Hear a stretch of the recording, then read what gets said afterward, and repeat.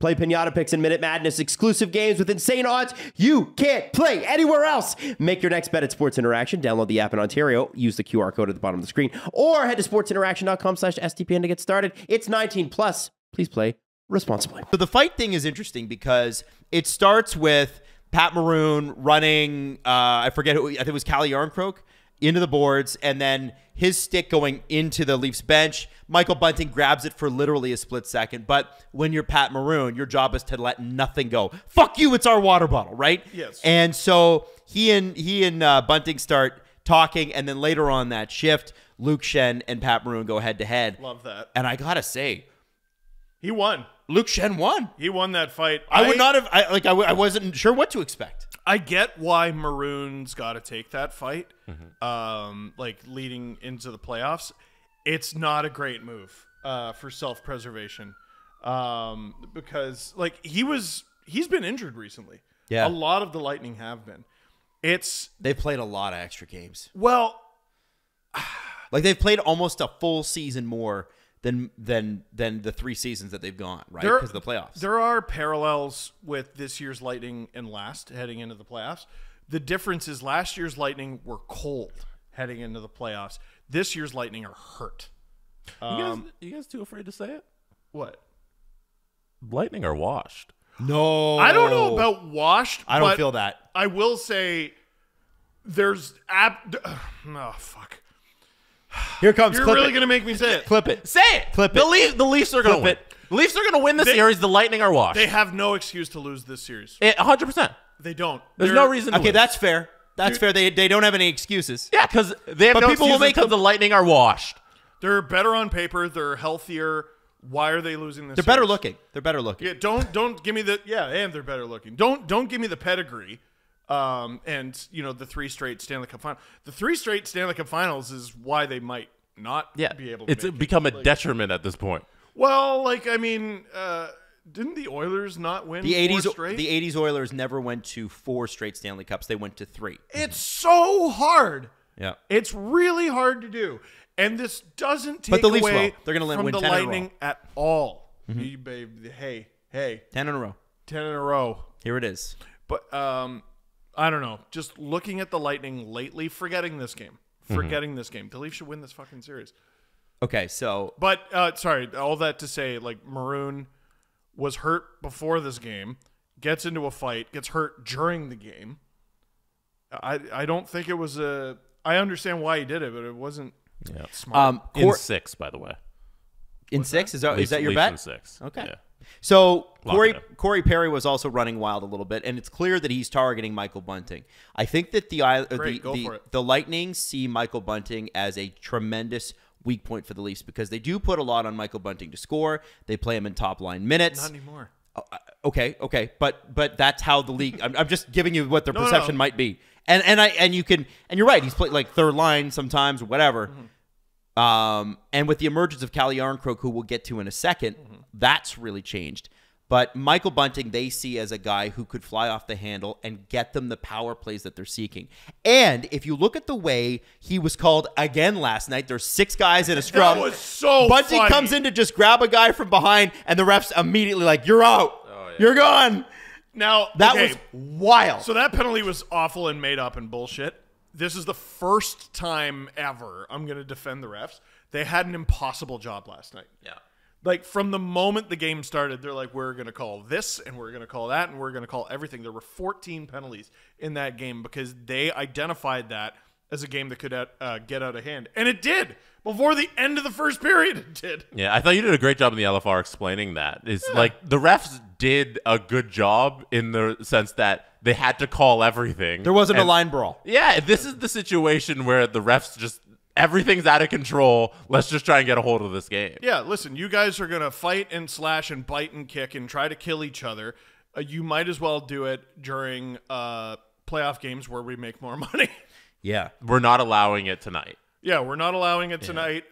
Next week, fill your boots. Yeah. Not tonight. Yeah. Joseph Woll makes 45 saves. 45 saves. Now, you'd think with the Leafs down their top 2 scorers and I think top defenseman as well, or you might consider. Well, Giordano. Yeah. He's been amazing this Top year. 1 defenseman. Mark Giordano. He is. One of one. Tell me he's not the best defenseman they've had this year. Mark Giordano? Yeah. I'm not talking about over the course of the He has season. not been their best defenseman this year. Over the course of the season, who's been better? TJ Brody. TJ Brody is their best defenseman. I guess because Gio's played more. I feel like that's why TJ we give Brody's it to him. been fantastic. He's been fantastic. Yeah. He's the best 39-year-old they have. He's the best. Okay, fair enough. Gio's 2 though for me because he's played the full year. He plugged the gap when Morgan Riley went down. I love Giordano. I think he's been amazing. I love your enthusiasm. Okay, you know what? You guys are wrong. You guys are wrong. TJ Brody you always forget about because he's so good. You just don't even notice him. 100%. He made a bad play last night. Though. 100%. Joseph Wall, 45 saves. Here's what I got to know. Because it seems like they're going into the playoffs with Matt Murray not being healthy, post-concussion syndrome, whatever it might be. They haven't said those words yet, but they say he has a concussion, and it's post his concussion. So if he's feeling symptoms from his concussion, therefore it's post-concussion syndrome. How long after a concussion is it called that? It's immediate. And it's the question is how long does post-concussion syndrome last? But if you have effects after a concussion, that's what happens. Even if Murray is healthy, But they said it's not a concussion. right. But then they said it was. They did say it was. Yeah, I Keith think- had initially come out and said it wasn't his head. It was a concussion. Yeah, And then- coaches are. Yeah. Don't you listen? You get the he updates lies for a from the living. team, or you don't get it at all. Yeah. Coaches are liars. Yeah. Even if Murray's healthy, you can't dress him in game 1.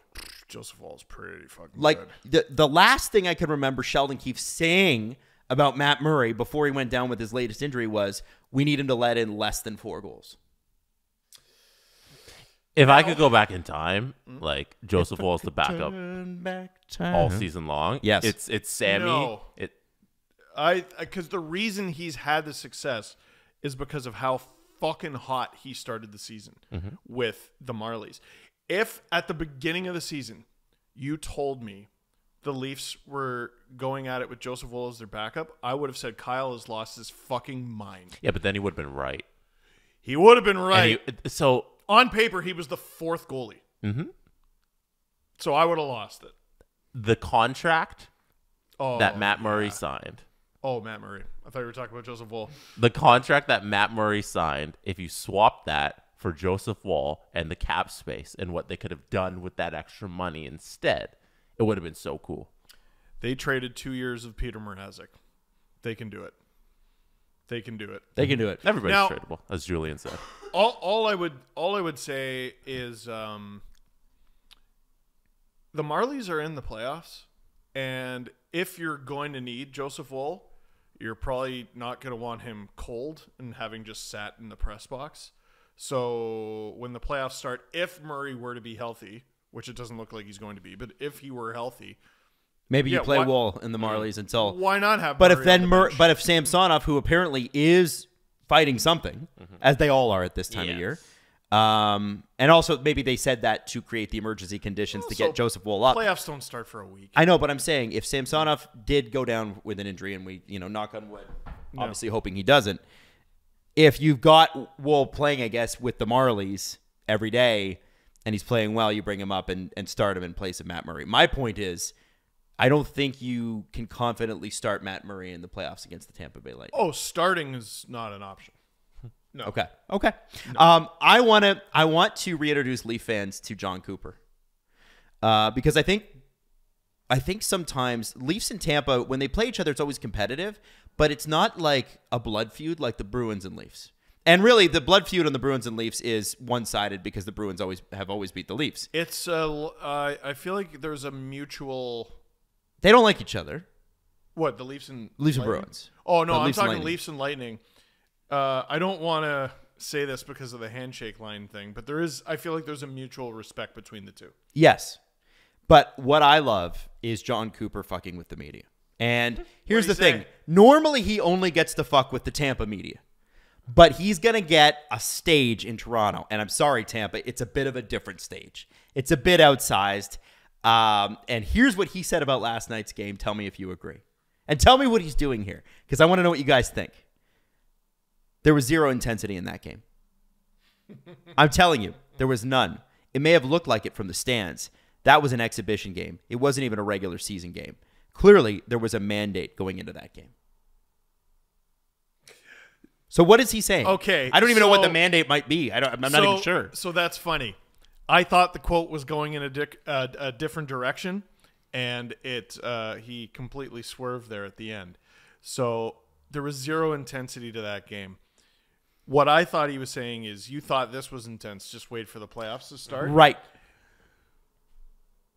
Read the full quote. So there was zero intensity in the game. I'm telling you, there was none. It may have looked that way from the stands. That was an exhibition game. It wasn't even a regular season game. Clearly, there was a mandate going into that game. He's telling the officials to knock it off. That's what the mandate is. So There the was a mandate is- mandate coming into the game that we all saw. The mandate from officiating was Don't let it get out of control. don't let it get out of control. Neglecting to mention that the Lightning went 0 for 8 on the power play. They got more penalties. Leafs Or went 2 for 6. Leafs got more penalties than the Lightning did. Yeah. So, but he's whining that that game wasn't a more playoff style where we're talking 3-4 power plays a game, probably split evenly or whatever. And your team can get away with more. And what's amazing, and this is what I say about the playoffs every year, it's not about the penalties that are called. It's about the ones that aren't. Well, did you see the Nikita Kucherov kind of sticking his foot out and tripping one of the Leafs He players? tripped TJ Brody. That's Yeah. what the ref caught. But Did they Corey call it? Perry? Yeah, they did. But Okay. the Corey Perry cross check on Bunting? No. Fine. A-okay. A-okay. And that's why I think heading into a series against Tampa, you have to play Bunting lower in the lineup because of this fucking dickhead. Who, by the way, like people have been talking about Bunting's reputation is his fault. Fair. I think that's fair. Fair. He's a rat. I think that's fair. Fair. He can be a diver. I think that's fair. Fair. What is the fundamental difference between Corey Perry and Michael Bunting that isn't age? Corey Perry has he's got a Hart Trophy. He's a higher end player. Yeah, was Was a higher end is player. no longer. Like at no I think point he's- in Bunting's career is he I think gonna- age factors in. You asked me to take age out. Like he's got a better resume. He scored 50 goals in a year. No. You're comparing them in terms of quality Oh, of okay. player. I'm talking about personality and shit that they get away with. Corey Perry doesn't say a word to the refs. Yeah. He doesn't say a word to the refs. He's been not- signing sticks for longer. He doesn't He's yap developed at the refs. Yeah, he's developed a relationship with them. He is every bit as much of a greasy weasel rat as Bunting, if not more so. Certainly more notorious. So what do you want? What you want I- Bunting to get more calls? No, I want Bunting to study the game tape. Win a Hart Trophy. Or win a Hart We're Trophy. winning our trophy. Simply, simply No, but win. that sounds like what you're. Austin did it. If That's a you're comparison. asking if you're asking Bunting to be Corey Perry, win a Hart Trophy and a Stanley Cup. No, you're misunderstanding. Like, okay, what are you you're asking? misunderstanding. What I'm saying Play the game with the refs. Bunting is villain number one because of his antics, and I'm not seeing why Corey Perry is any better. He's not. I think I think when you play for Team No. Canada and win a gold medal, and a lot of the refs are Canadian. You're not getting it. Okay, they pull the same shit. clearer. I agree though. They pull the Yes. same shit. and we're with you on that. yeah. But my thing is, I think Corey Perry and Brad Marchand and any other rat you want to name, Yeah.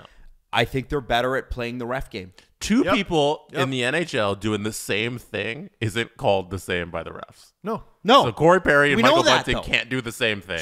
So you can bitch So you and gotta whine about play how him in that's the lineup. unfair. Or lower in the lineup. We Yeah. can all Leaf fans. We Which can is- all complain That about was a how great that's point you made unfair. yesterday too. Yeah. But if the scale's movable, right?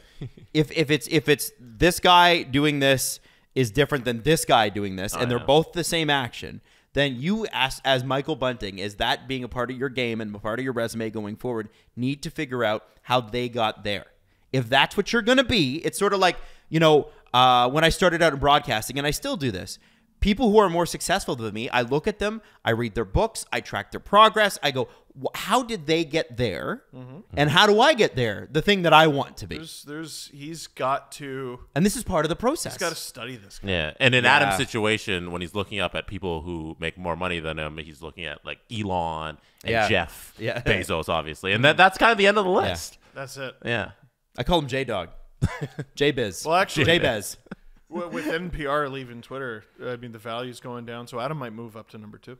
Oh, you're right.